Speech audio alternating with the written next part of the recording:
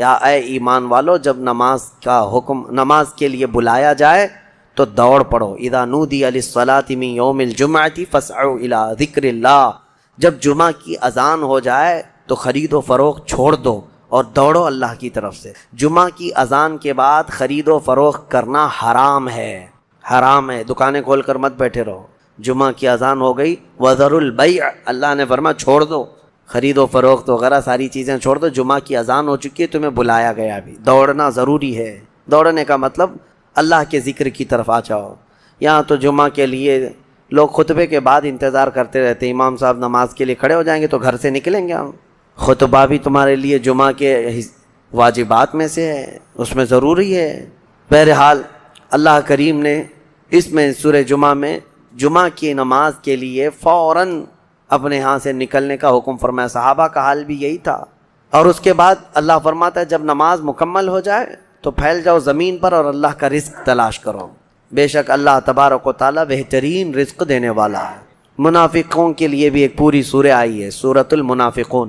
اور اللہ نے فرمایا اے محبوب جب آپ کے پاس منافق آئیں اور یوں کہیں گے نشہد انک رسول اللہ، وہ کہیں گے ہم گواہی دیتے ہیں آپ اللہ کے رسول ہیں. واللہ یشہد ان المنافقین لکاذبون، محبوب اللہ گواہی دیتا ہے کہ یہ منافق جھوٹ بولتے ہیں. وہ آپ کے سامنے آ کر کہتے ہیں کہ آپ اللہ کے رسول ہیں، لیکن اللہ گواہی دیتا ہے کہ یہ جھوٹ بولتے ہیں. آپ کو میں ایک بات بتاؤں، ایک جہاد میں حضور صلی اللہ تعالیٰ علیہ وسلم کے صحابہ سب گئے تھے، اس میں منافقین بھی اس وقت شامل ہو جاتے تھے. عبداللہ بن ابی جو منافقوں کا سردار ہے، جو جنگ احد میں 300 لوگوں کو لے کر الگ ہو گیا تھا، ایک غزوے سے واپس آ رہے تھے تو ایک کنویں پر صحابہ میں آپس میں تکرار ہو گئی. یعنی مہاجر صحابی تھے ایک اور ایک مدینے کے تھے، تو مدینے والے اور مکہ والے ان دونوں میں پانی کو نکالنے میں کوئی تکرار ہو گئی. تو وہ جو عبداللہ بن ابی تھا اس نے دیکھا اور کہا ان کی بہت ہو گئی ہے، مدینے میں آ کر کے اب یہ مدینے والوں پر قبضہ کر لیے اور اب تو اتنی ہمت ہو گئی کہ مدینے والوں کے ساتھ لڑائیاں بھی کرنے لگ گئے. تو عبداللہ بن ابی نے بھڑکایا، انصار کو جا کر کے بھڑکا رہا تھا کہ یہ مکہ سے ہجرت کر کے آئے اور دیکھو اب تمہارے لوگوں کو مارنے لگ گئے ہیں، یہ جھگڑنے لگ گئے ہیں. اور اس کے بعد اس نے باتوں میں یہ کہا کہ اب ہم مدینے جائیں گے تو ہم عزت والے لوگ وہاں جتنے ذلیل ہیں سب کو ہم نکالیں گے. اس نے کس کو کہا؟ حضور صلی اللہ علیہ وسلم کو اور ان کے صحابہ جو ہجرت کر کے آئے ان کو کہا جتنے ذلیل لوگ ہیں ہم ان کو نکالیں گے. یہ اس خبیث نے کہا تھا عبداللہ بن ابی نے. یہ باتیں چلنے لگیں اور عبداللہ بن ابی نے یہ کہا تو کچھ لوگوں نے سنا تھا، حضور تک یہ بات آئی نہیں تھی. اب مدینے کی طرف جب یہ قافلہ چلا تو بیچ میں عبداللہ بن ابی کا یہ بیٹے ہیں، عاشق رسول ہیں، باپ منافقوں کا سردار ہے، بیٹا پکا عاشق رسول ہے. مدینے کے باہر ہی اپنے باپ کا راستہ روک کر کھڑے ہو گئے. کہا میں نے سنا ہے کہ تم نے اللہ کے رسول اور ان کے ساتھی جو مہاجرین صحابہ ہیں ان کو کہا کہ ذلیل لوگوں کو تم مدینے سے نکالو گے. عبداللہ بن ابی جھوٹ بولتا تھا بہت. کہا کہ کس نے کہا؟ ایسی بات نہیں ہے، ویسی بات نہیں. تو اس کے بیٹے جو تھے انہوں نے کہا جس نے بھی کہا لیکن مجھے یقین ہے کہ تو نے کہا ہوگا. اپنے باپ سے وہ لڑتے رہے. کہا کہ نہیں میں نے ان کے لیے نہیں کہا، ان کے لیے نہیں کہا، میں فلاں کے لیے کہا. وہ ضد پر کھڑے تھے کہ میں اس وقت تک تجھے مدینے میں داخل ہونے نہیں دوں گا. اپنے باپ کو، مدینہ قریب ہے، اپنے باپ سے کہتے ہیں میں اس وقت تک مدینے میں داخل ہونے نہیں دوں گا جب تک تم اعلاناً یہ نہیں کہو گے کہ تم ذلیل ہو اور رسول اللہ عزت والے ہیں. جب تک تم یہ اعلان کے ساتھ نہیں کہو گے. بیٹا اڑ گیا اور منافقین کا سردار وہ کہنے لگا، حضور پاک صلی اللہ علیہ وسلم کے پاس آ کر شکایت کیا کہ یہ میرا بیٹا ایسا ایسا میرے متعلق کہہ رہا ہے، میں بھلا آپ کی تعریف کرنے والا آدمی، میں آپ کے گن گانے والا آدمی، مجھے یہ ایسا کہہ رہا ہے. تب آیتیں اتری، یہ پورے سورہ منافقون آ گئی. اللہ نے فرمایا یقولون لئن رجعنا الى المدینة لیخرجن الاعز منها الاذل وللہ العزۃ ولرسولہ وللمؤمنین ولکن المنافقین لا يعلمون. محبوب یہ منافقین کہتے ہیں کہ اگر ہم مدینے لوٹ آئے تو عزت والے لوگ ہم لوگ ان ذلیلوں کو نکالیں گے. خبردار، عزت اللہ کی ہے، عزت رسول کی ہے اور عزت ایمان والوں کی ہے. اور منافقین اس بات سے بے خبر ہیں، ان کو پتہ نہیں عزت کہاں ہے. نبی پاک صلی اللہ علیہ وسلم نے یہ آیت تلاوت فرمائی. پھر اس کے بعد اس منافقین کے سردار نے خوب چیخ چیخ کر کے کہا لوگوں سنو کان کھول کر کے، ہم ذلیل ہیں اور محمد اللہ کے رسول عزت والے ہیں اور ان کے ساتھی عزت والے ہیں. تب بیٹے نے راستہ چھوڑا مدینے میں آنے کا. یہ صحابہ کا ایمان تھا، وہ حضور کے سامنے پھر کسی کو نہیں مانتے تھے. تو یہ حقیقت میں ایمان کا حصہ بھی ہے. الا لا ایمان لمن لا محبت لہ، جس کے پاس حضور کی محبت نہیں اس کا کوئی ایمان ہی نہیں. اسی کو اقبال نے بہت اچھے انداز میں کہا ہے، محمد کی محبت دین حق کی شرط اول ہے، اسی میں ہو اگر خامی تو سب کچھ نامکمل ہے. کہ ہم نے دنیا میں اتنی ساری چیزیں پھیلا لی ہیں، اتنے سارے، جس کی وجہ سے غموں کا بوجھ ہمارے دماغ پر طاری ہے، اور ایک وقت وہ آئے گا جب ساری چیزیں چھوڑ کر کے فوراً بھاگنا پڑے گا، نکلنا پڑے گا. کچھ لوگوں کے متعلق کہا گیا ہے کہ روح نکلنے کے وقت اس کو بہت تکلیف ہوتی ہے، سب کے لیے نہیں. کچھ ایسے لوگ ہیں جن کے روح نکلنے کے وقت درد زیادہ ہوتا ہے، تکلیف زیادہ ہوتی ہے مرنے کے وقت. پوچھا گیا کیوں؟ کہا کہ یہ روح جو ہے اس کی ساری بنائی ہوئی چیزوں میں اٹکی ہوئی ہے، اس کی اولاد میں بھی ہے، اس کے مال میں بھی لگی ہوئی ہے، اس کے گھر میں بھی لگی ہوئی ہے، اس کے جائیداد میں بھی لگی ہوئی. روح جب نکل رہی ہوتی ہے ان سب چیزوں سے بھی نکل رہی ہے، جہاں جہاں اس کی خواہشات لگی ہوئی تھی سب جگہ سے کھینچا جا رہا ہے. تو درد بڑھتا چلا جاتا ہے، تکلیف بڑھتی چلی جاتی ہے، اور پھر وہ جب دیکھ رہا ہوتا ہے خالی ہاتھ جا رہا ہو، تکلیف زیادہ ہوتی ہے. اسی لیے میرے عزیز اللہ کے نبی صلی اللہ تعالیٰ علیہ وسلم کا جب آخری وقت آیا، آپ کے وصال کا وقت آیا، حضور نے اپنی بیویوں کو بلایا، ازواج مطہرات کو بلایا اور پوچھا کہ کس کے پاس کتنا سونا ہے، کتنا زیور ہے. ازواج مطہرات نے کہا میرے پاس اتنا ہے، ان کے پاس اتنا ہے. سب نے اپنے چاندی سونے کے زیورات لا کر پیش کر دیا. حضور پاک صلی اللہ علیہ وسلم نے فرمایا اے میری بیویوں، اے میری ازواج، اگر تم چاہو تو یہ سب اللہ کی راہ میں خیرات کر دو، اللہ کی راہ میں اس کو وقف کر دو، خیرات کر دو. بیویوں نے پوچھا یا رسول اللہ صلی اللہ علیہ وسلم، کیا آج سے سونا چاندی پہننا حرام ہو گیا ہے؟ کیا ہمارے لیے ناجائز ہو گیا ہے؟ نبی پاک صلی اللہ علیہ وسلم نے فرمایا نہیں، زینت تو تمہارے ہی لیے ہے، سونا اور چاندی تمہارے لیے ہے، حرام نہیں ہے، ناجائز نہیں ہے. لیکن میں دیکھ رہا ہوں میری زندگی کا آخری وقت آ گیا، میں رب ذوالجلال کی بارگاہ میں جانے والا ہوں. میں یہ چاہتا ہوں کہ اس حال میں دنیا سے جاؤں کہ میرے گھر میں سونا چاندی کا کوئی ٹکڑا پڑا ہوا نہ ہو اور اللہ کی بارگاہ میں فقیر اٹھایا جاؤ. یہ نبی پاک صلی اللہ تعالیٰ علیہ وسلم کی خواہش ہے کہ میں اللہ کی بارگاہ میں اس حال میں جاؤں کہ میرے گھر میں کوئی چیز رکھی ہوئی نہ ہو، سونا اور چاندی، مال و دولت.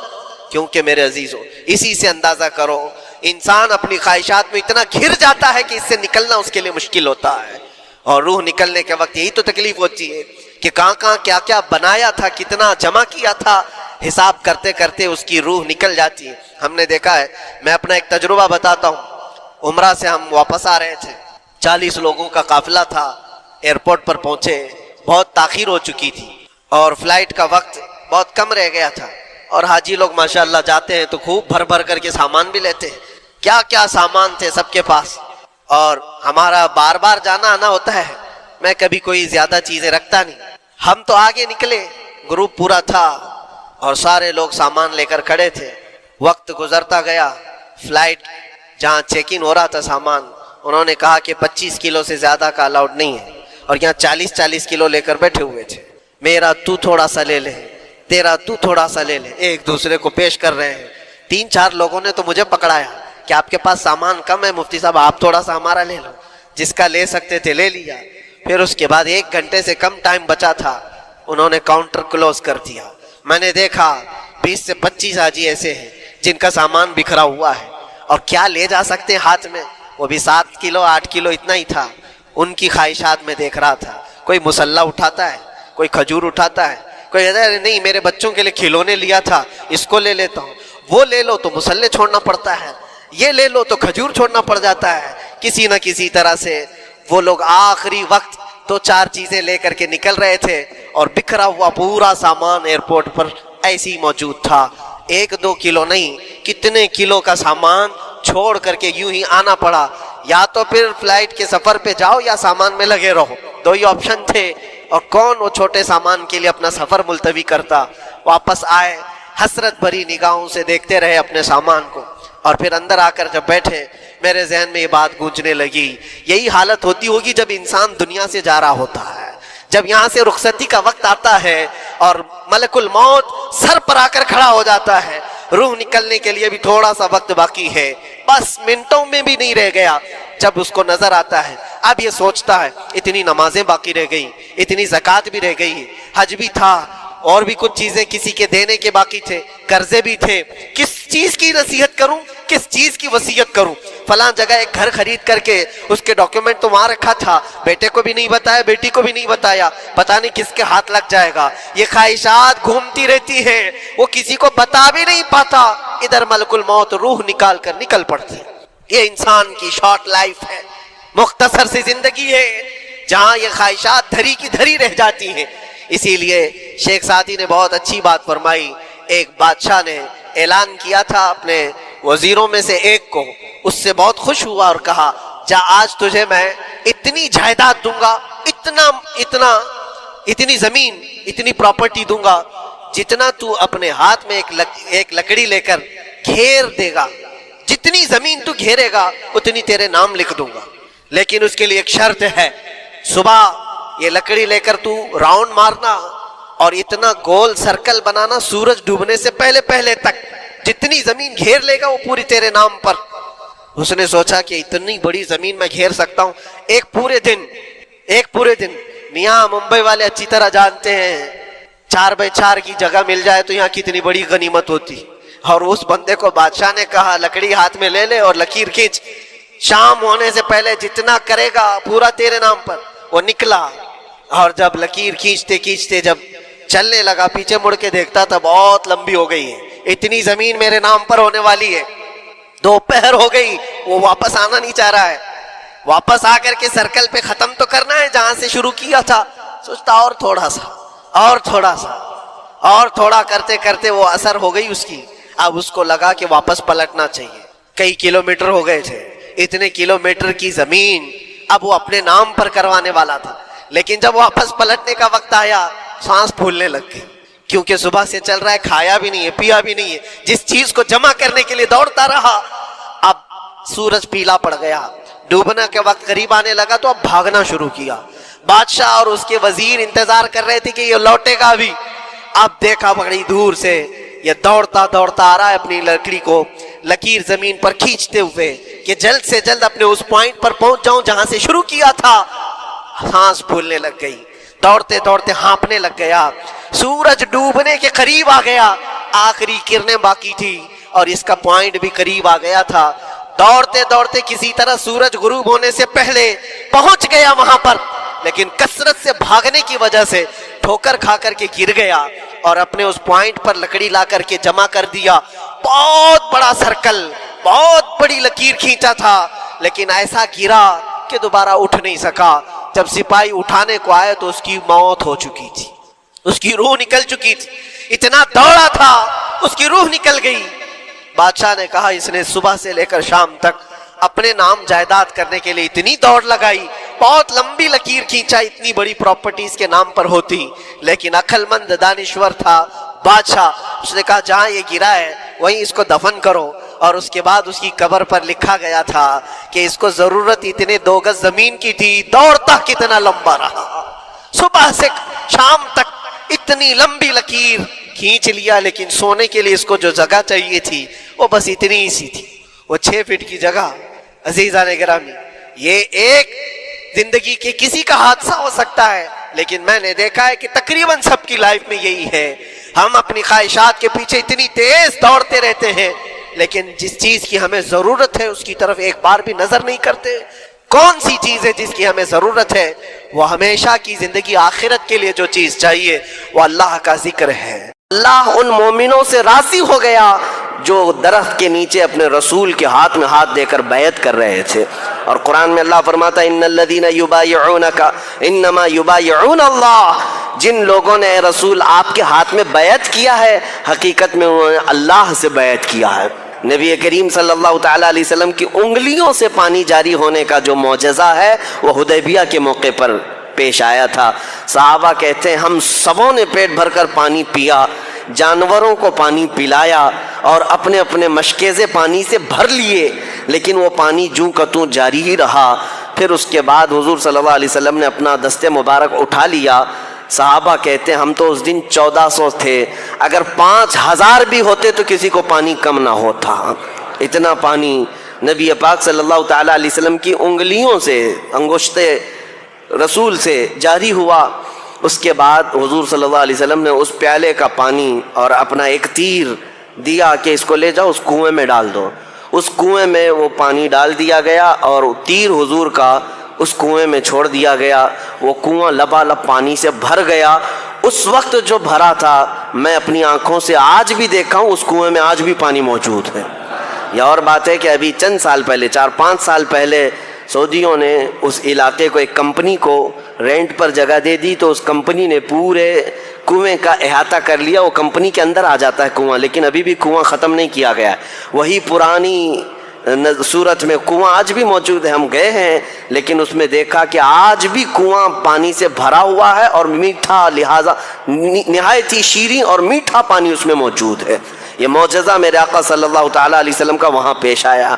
اب یہ حدیبیہ کے موقع پر صحابہ اکرام رضوان اللہ تعالیٰ علیہ مجمعین کہتے ہیں نبی کریم صلی اللہ تعالیٰ علیہ وسلم نے اب یہ دیکھا کہ جنگ کی غرض سے ہم آئے نہیں ہیں، لہٰذا بہتر یہ ہے کہ صلح کر لی جائے۔ یہ کفار مکہ جنگ کرنا چاہ رہے ہیں، لڑنا چاہ رہے ہیں، مناسب نہیں ہے۔ اور جبکہ ذوالقعدہ یا حرمت والا مہینہ چل رہا تھا، جنگ جس میں حرام بھی ہے، حضور صلی اللہ علیہ وسلم نے حضرت عمر کو منتخب کیا کہ صلح کے لیے مکہ جا کر بات کریں۔ حضرت عمر کو بلایا، کہا کہ جاؤ ان لوگوں سے کہہ دو کہ ہم جنگ کرنے کے لیے نہیں آئے، ہم صلح کرنا چاہتے ہیں۔ حضرت عمر فاروق رضی اللہ تعالیٰ عنہ نے معذرت کر لی، کہا یا رسول اللہ صلی اللہ علیہ وسلم میں جاؤں گا، میرے سخت ترین دشمن ہیں یہ مکہ والے ہیں، اور مجھ سے اگر سخت جملے نکلیں گے تو یہ میری جان پر حملہ کریں گے اور یہ مجھ سے برداشت نہیں ہو سکے گا، میں وہاں پر لڑ پڑوں گا۔ تو حضور صلی اللہ تعالیٰ علیہ وسلم نے ان کی معذرت کے بعد حضرت عثمان غنی کو بلایا۔ حضرت عثمان غنی اس وقت بھی مکہ والوں کے نظر میں معزز تھے، ان کا خاندان بھی شریف اور وہ لوگوں میں عزت والے تھے مکہ میں۔ تو حضرت عثمان کو بھیجا گیا مکہ، جاؤ صلح کے لیے بات کرو۔ حضرت عثمان غنی احرام کی حالت میں مکہ مکرمہ آئے، وہاں پر لوگوں میں جو بات چیت چل رہی تھی، جو بڑے بڑے سردار تھے، ان کے پاس جا کر حضرت عثمان غنی نے کہا کہ محمد رسول اللہ صلی اللہ علیہ وسلم کی طرف سے میں قاصد ہوں اور صلح کا پیغام لے کر کے آیا ہوں۔ تو اس میں ابو سفیان اور بھی دیگر بڑے بڑے وہاں پر جو سردار تھے موجود تھے، سبوں نے سنا۔ اس کے بعد کہا اے عثمان، ہم آپ کی قدر کرتے ہیں، بات یہ ہے کہ آپ صلح کا پیغام لے کر کے آئے ہیں، پرانے معاملات کی وجہ سے آج ہم آپ کو آپ کے احرام کی وجہ سے مکہ میں داخل ہونے کی اجازت تو دے چکے، اور آپ کو خانہ کعبہ کا طواف کرنے کی بھی اجازت ہے، آپ اپنا عمرہ کر لیں، صحیح کر لیں اور واپس جائیں، لیکن ہم محمد صلی اللہ علیہ وسلم کو ہرگز مکہ میں داخل ہونے نہیں دیں گے۔ حضرت عثمان غنی کہتے ہیں اگر میرے جسم پر یہ احرام قیامت تک بھی رہے، میں بغیر رسول اللہ کے عمرہ ہرگز نہیں کروں گا، رسول اللہ کے بغیر میں عمرہ نہیں کروں۔ وہ حرم شریف تک پہنچ کر کے حضرت عثمان غنی خانہ کعبہ کا طواف نہیں کیا، کہا کہ مجھے منظور ہے، میں یہ احرام کی حالت میں رہوں گا۔ جبکہ مکہ مکرمہ پہنچ جانے کے بعد کعبہ سامنے ہے، صفا مروہ قریب ہے، صرف 7 چکر کعبے کے لگاتے اور 7 چکر صفا مروہ کی صحیح کرتے، ان کا احرام ہو جاتا، اتر جاتا، عمرہ ہو جاتا، لیکن حضرت عثمان غنی نے نہیں کیا۔ یہ صحابہ کا عشق ہے اور یہ صحابہ کا مسلک ہے، بے ان کے واسطے خدا کچھ عطا کرے، ہاشا غلط یہ ہوس بے بسر کی ہے۔ اسی کو اعلیٰ حضرت نے فرمایا تھا بخدا خدا کا یہی ہے در، نہیں اور کوئی مفر مقر، جو وہاں سے ہو یہیں آ کے ہو، جو یہاں نہیں تو وہاں نہیں۔ نبی کریم صلی اللہ تعالیٰ علیہ وسلم کو چھوڑ کر کے کون سا دین ہے؟ حضرت عثمان غنی جب منع کر دیتے ہیں کہ میں حضور صلی اللہ علیہ وسلم کے بغیر عمرہ نہیں کروں گا، تو مکہ کے جو بڑے بڑے سردار تھے انہوں نے حضرت عثمان غنی کو روک لیا مکہ میں، کہا کہ اب ہم جانے بھی نہیں دیں گے، اب قید کر لیا۔ لیکن یہ قید کرنا ایسا مشہور ہو گیا کہ حدیبیہ کے مقام پر جو 1400 صحابہ حضور کے ساتھ تھے، سبوں میں یہ افواہ پھیلا دی گئی کہ حضرت عثمان غنی کا قتل ہو گیا، مکہ والوں نے ان کو قتل کر دیا۔ اور اس زمانے میں کیا، آج کے زمانے میں بھی کسی ایمبیسیڈر کا قتل کرنا، کسی قاصد کا قتل کرنا بہت بڑا گناہ، بہت بڑا جرم سمجھا جاتا ہے۔ اب وہ حضور کے ایمبیسیڈر تھے، ترجمان تھے، قاصد بن کر کے گئے تھے. جب یہ قتل کا معاملہ مشہور ہو گیا تو صحابہ اکرام کو حضور صلی اللہ علیہ وسلم نے طلب کیا. اب ایک درخت کے نیچے حضور صلی اللہ علیہ وسلم بیٹھتے ہیں اور صحابہ سے اپنے ہاتھ میں ہاتھ دے کر کے بیعت لیتے ہیں. یہ بیعت رضوان کہلاتی ہے، جس کا ذکر سورہ فتح 26ویں پارے قرآن میں موجود ہے. نبی پاک صلی اللہ علیہ وسلم نے صحابہ سے یہ عہد لیا کہ تم یہ وعدہ کرتے ہو کہ آخری سانس تک تم ہماری وفاداری پر قائم رہو گے، اللہ اس کے رسول کی رضا پر ڈٹے رہو گے. ہر صحابی نے نبی پاک صلی اللہ علیہ وسلم کے ہاتھ میں ہاتھ دے کر کے بیعت کیا. اور اس بیعت کے بعد اللہ نے قرآن میں آیت نازل فرمائی، لقد رضی اللہ عن المؤمنین اذ یبایعونک تحت الشجرہ. اللہ ان مومنوں سے راضی ہو گیا جو درخت کے نیچے اپنے رسول کے ہاتھ میں ہاتھ دے کر بیعت کر رہے تھے. اور قرآن میں اللہ فرماتا ہے ان الذین یبایعونک انما یبایعون اللہ. جن لوگوں نے اے رسول آپ کے ہاتھ میں بیعت کیا ہے، حقیقت میں انہوں نے اللہ سے بیعت کیا ہے. یہ بیعت کیا ہے؟ بیعت کیا ہے؟ بیع کا مطلب عربی میں بیچ دینا، بیع کا مطلب بیچنا. تو جب ایک بندہ اپنے شیخ کے ہاتھ میں ہاتھ دے کر یہ کہتا ہے کہ میں اللہ اور اس کے رسول کے لیے اپنے آپ کو تمہارے حوالے کر دیا، وہ بیچ دیتا ہے، اس کو کہتے ہیں بیعت. کس کام کے لیے بیچتا ہے؟ کس کام کے لیے بیچتا ہے؟ اس کا ذکر قرآن پاک میں بھی اللہ نے فرمایا ان اللہ اشترى من المؤمنین انفسهم واموالهم بان لهم الجنہ. بے شک اللہ نے مومنوں سے ان کی جان اور ان کی مال کو خرید لیا. اللہ نے خریدا مومنوں سے، اللہ نے ان کی جان اور ان کے مال کو خرید لیا، اس بدلے میں کہ ان کے جان اور مال کے عوض اللہ ان کو جنت عطا فرمائے گا.